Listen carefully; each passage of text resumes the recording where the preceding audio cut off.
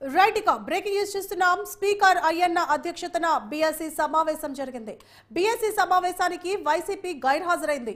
అయితే బీఎస్సీ సమావేశానికి సీఎం చంద్రబాబు పయ్యావుల హాజరయ్యారు. ఇక జనసేన నుంచి నాదెండ్ల మనోహర్ హాజరయ్యారు.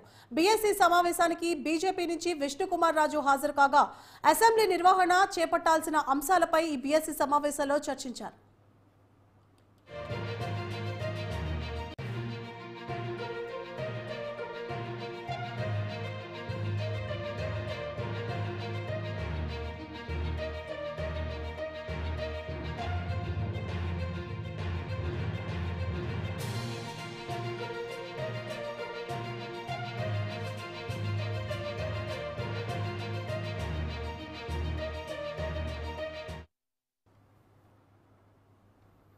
రైట్ ఇక బ్రేకింగ్ న్యూస్ చూస్తున్నాం. స్పీకర్ అయ్యన్న పాత్రుడు అధ్యక్షతన బీఎస్సీ సమావేశం కొనసాగింది. అయితే ఈ బీఎస్సీ సమావేశానికి ప్రతిపక్ష పార్టీ అయిన వైసీపీ గైర్హాజరైంది. ఇక ప్రభుత్వం తరపు నుంచి నారా చంద్రబాబు నాయుడు అలాగే పయ్యావుల కేశవ్ హాజరయ్యారు. జనసేన తరపు నుంచి నాదెండ్ల మనోహర్ హాజరయ్యారు. ఇక ఇదే అంశానికి సంబంధించి మరింత సమాచారం మా ప్రతినిధి ప్రసన్న అందిస్తారు. ప్రసన్న, బీఎస్సీ సమావేశం బిజినెస్ అడ్వైజరీ కమిటీ సమావేశంలో అసెంబ్లీ ఎన్ని రోజులు నిర్వహించాలి, ఏంటి, బిల్స్ కి సంబంధించి పరిస్థితి ఎలా ఉంది, అదేవిధంగా కౌన్సిల్ కి సంబంధించి కూడా బీఎస్సీ సమావేశం ప్రస్తుతం జరుగుతోంది.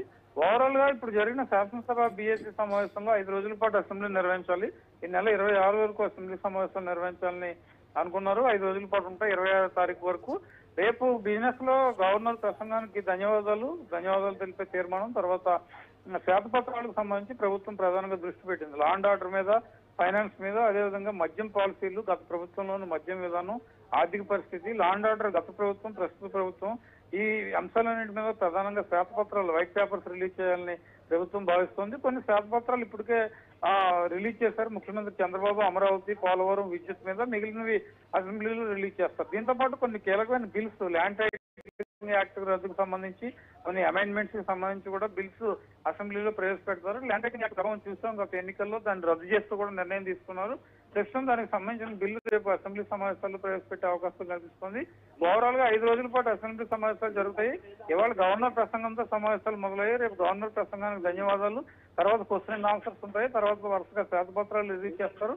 తర్వాత రాష్ట్రంలోని ప్రస్తుత ఆర్థిక పరిస్థితి, కేంద్రం నుంచి వచ్చే ఆర్థిక సహాయం, ఈ అంశాలు అన్నిటి మీద కూడా ముఖ్యమంత్రి స్పష్టమైన ప్రకటన చేసే అవకాశం అయితే మనకు కనిపిస్తూ ఉంది. Right, thank you Prasanna.